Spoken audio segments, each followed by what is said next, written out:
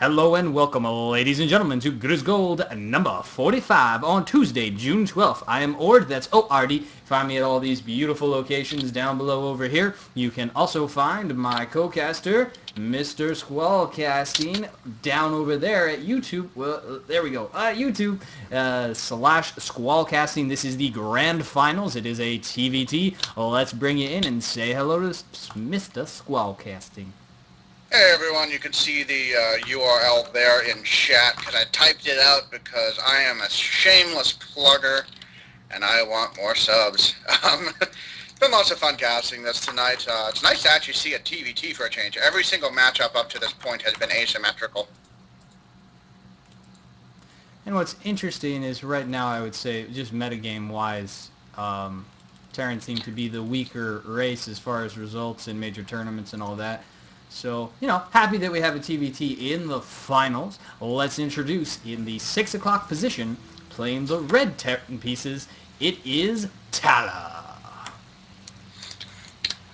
And in the blue trunks up top, we do have Vanek.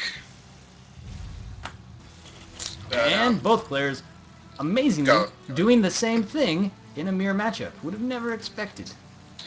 What? You mean people build barracks in their games? I didn't know this. But getting back to what you were saying, though,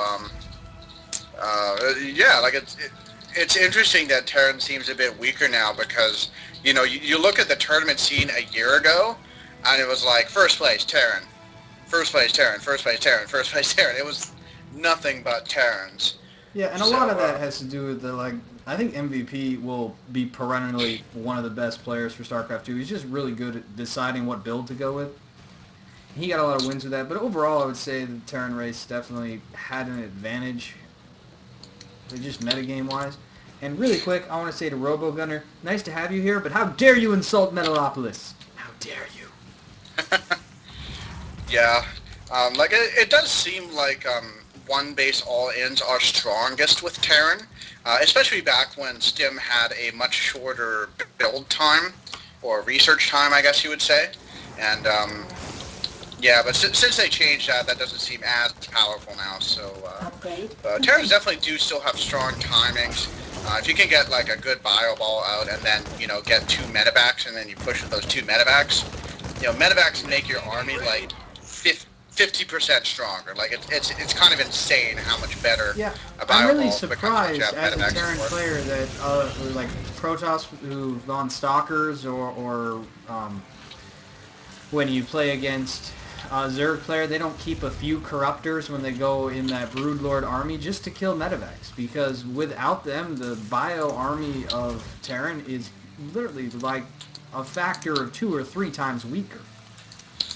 Yeah, it's hard to say. I mean, Corruptors take a while to kill medevacs because they shoot fairly slow and they don't get a bonus damage effect versus medevacs. So, I don't know. I mean, what Zerg seems to be more about just crush the ground army. Like, don't even worry about air.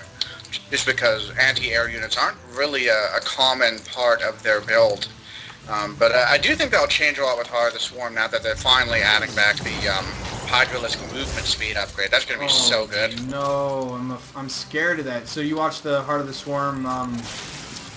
The video, yeah. Yeah, like they have new ones out for, who is it? It's TVZ and a ZVP. Well, I just saw it was a PVZ where they showed the Tempest with 22 frickin' range. What's up with that? Oh my god, that thing is crazy. Yeah. So if you don't know what we're talking about, go over to YouTube, look for Day9 and Rob Simpson cast Heart of the Swarm example games or something like that. That general search, and you'll be able to see a lot of the newer Heart of the Swarm units that have more or less been decided to be put into the game. They're still in balance checking phase with a lot of them, and the game looks like Blizzard's talking about this... This what is it called? The winter season, holiday season. That's where we go. But that might or might not happen. Anyone who's familiar with Blizzard's style of releasing games, they wait until it's darn ready, unless it's Diablo 3, apparently. Yeah, I'm not sure what happened with that. Blizzard has so much experience with running live servers with WoW. Like, I honestly thought it was going to be fine. but I guess they just didn't really stress test it enough or what. Yeah, they But completely underestimated the amount of passion that we nerds would have. yeah. But getting back to the game, we do have a drop moving into position. There are some Hellions there as well. So it looks like he wants to drop Bio up there and then elevator up the Hellions and then just kind of stab into this mineral line. So we'll have to see how Talo responds to that. All of his units are down below, and he doesn't even have that much, and doesn't even have medevacs. Yeah, This because could actually kill him. This could just straight up kill him. oh, and he's gonna get everything transferred on the high ground. Maybe even this one lone Marine. Ah, now we see the Hellions getting in. I'd love to see the Hellions go into the mineral line first. There we go. Now that, oh, if they hit these Marines as they come up the ramp. Oh, a little bit of missed micro. Actually, that Vanek was also supply block there for a moment. But Tala, just like you were saying, does not have enough. He has to run all the way back to his bunker. Yeah. Now maybe he has a shot. It's still the extra DPS from these Hellions with their range. Oh, all the SCVs are just getting roasted alive. Man.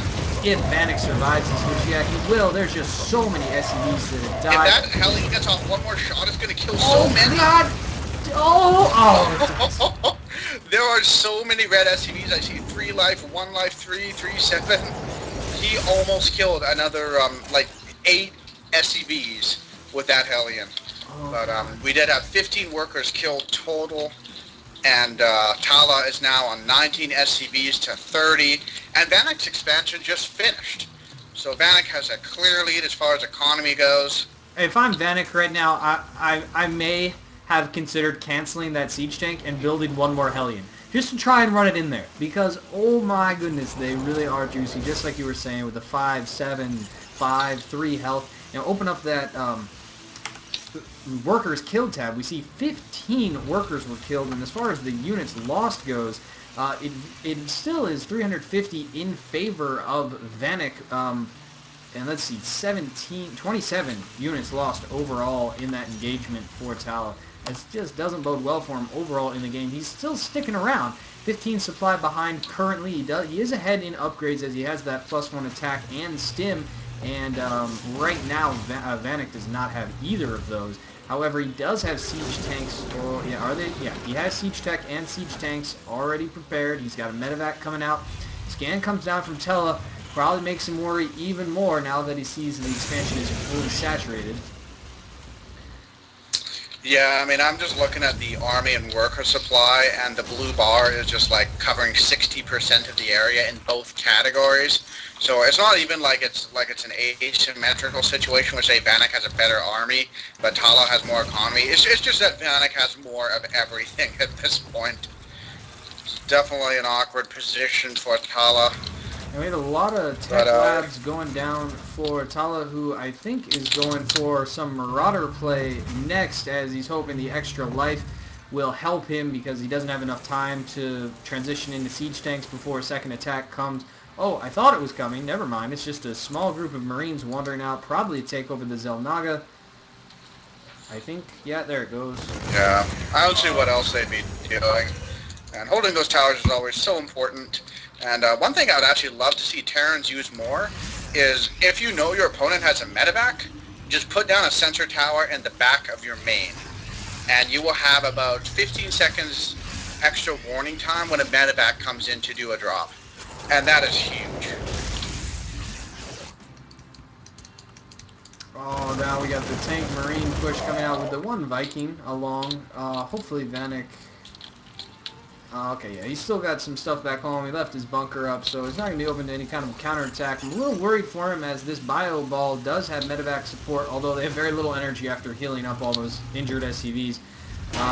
But opening up the unit tab, wasted the energy, yeah. We do see that Tal's still behind overall in worker count, but he's only 10 behind now, and he has been 15 behind earlier in the game. Oh, the siege goes down! Oh! Yeah, Tala actually had an opportunity where he could have stimmed forward and potentially picked off those tanks, and he is even in army supply. So if he'd been able to pick off those tanks, he could have just killed everything Vanek has. And Vanek doesn't have stim. So Tala's bio is definitely superior, but the problem is Vanek has the positional advantage right now with those tanks, and he can just sit back and kill Tala as slowly as he wants. You know what? I would really love to see one of these medevacs load up with a couple of the Marauders and just try and fly around to the backside and pick off the siege tanks as this bio ball keeps on getting farther and farther away from that protection. There is no stim for them to run away just yet. Still about 12 game seconds away. Oh man, a lot of extra Marines and SCVs dying, wandering out into the siege tank range. Oh, here we go. Tala pulling all of his SCVs. Oh, he sends his SCVs first and then hold positions.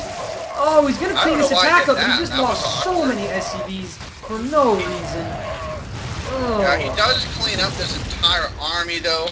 But he now has 34 SCVs to 51. So he did live. But Vanek has a pretty beastly economy right now. And he's going to be able to reproduce units much quicker than Tala. And he actually has a larger army than Tala now, even though he just lost that entire Vanguard force. Yeah, and this is a pretty common problem we've seen out of Vanek right now, which is normally not a problem for gold level players especially, but he's oversaturated quite a bit at both his main and his natural, and he's still got this beastly army that you mentioned that is just got spotted by Tala, who's got to be a little concerned right now. He didn't throw down any bunkers. Yeah, those siege tanks are going to be able to shield the building on the high ground, but here we go, Tala with a huge stim in. Oh, he's just targeting firing the tanks, and that worked out for him because he's got a lot of Marauders, and he's got more medevacs still. Oh, what's he doing? I don't know why he's running away. He didn't need to. He could have cleaned up the rest of that army, but I guess he felt like he was in trouble landing at the gold. Why? This is still gold minerals on this map? Indeed, it is. Yeah, and it's still part of the ladder map. Although Season 8 map pool, ooh, that may be on me, because today's the first day of Season 8, and I didn't double check. Guys. I'm sorry. Yeah, actually, when I was looking earlier, this one was not on the pool, so oh, no. I guess they finally removed it, which, oh no, I like this map. This map was actually, if I remember correctly, part of the game from day one. It was in the beta, even. Yep, this is one of the oldest maps, and if they did remove it, that'd kind of make me sad. Although I wouldn't be too surprised if they did. I'm so sorry. Robo Gunner, you may have me there. Yeah. Yeah, I don't know. I mean, I feel like maybe if they just removed the gold minerals, it might have been a little bit better. But that said, though, like, even if a map is fairly balanced, I think it's a good idea to just change the map pool every once in a while. Just because it makes things fresh, the players have to learn new maps. You know, new strategies and tactics evolve as far as utilizing map features. And that's always fun to see, so those are my thoughts on that matter. And now with the gold base firmly established, really Tala's getting back into this game like crazy. He's ow, what the hell? Okay. Holy crap! Do your control on and take a look at the minerals. Tala Vanek is in absolute beast mode here with 2,500 mineral income. And even though Tala has that gold, he is still behind Vanek by a very significant margin. Okay, I might not have a mouse right now. I definitely just got... Okay, see if you can set it to someone's vision. Our cast is engagement. So Vanek is sieging up the gold base. He's got a siege tank on the watchtower. He's going to be able to kill a lot of SCVs, and he's stimming on up and going to be able to pick off that base. And this could very well be the death knell of Tala. He was counting on having that gold base to help get him back in the game. But, yeah, that gold base is no longer part of reality. It is dead and gone. And Vanek just continuing to expand his lead.